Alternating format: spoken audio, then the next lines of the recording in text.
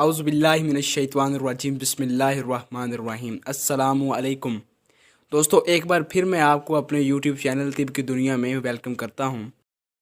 تو دوستو، آج کی ویڈیو نزلے زکام پر ہے، تو آئیں پہلے اس کی وجوہات جان لیتے ہیں۔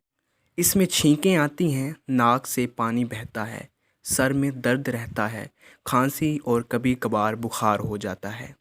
تو آج کی ویڈیو میں نزلے اور زکام کو ختم کرنے کے لیے ایک زبردست نسخہ بتانے والا ہوں، لیکن ویڈیو شروع کرنے سے پہلے میں آپ سے ایک ریکویسٹ کرتا ہوں کہ پلیز میرے یوٹیوب چینل طب کی دنیا کو سبسکرائب کریں۔ اگر ویڈیو پسند آئے تو لائک کریں اور اپنے دوستوں کے ساتھ ضرور شیئر کریں۔ آئیے نسخہ نوٹ فرما لیجئے۔ گیہوں کی بھوسی 6 گرام، کالی مرچ 5 عدد، نمک 1 گرام، یہ سب چیزیں لے لیں۔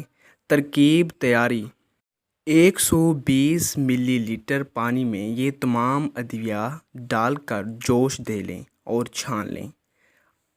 ترکیب استعمال: دن میں 2 بار استعمال کریں، انشاءاللہ پرانے سے پرانا نزلہ زکام ختم ہو جائے گا، چاہے یہ نزلہ زکام موسمی ہو یا وائرس والا نزلہ زکام۔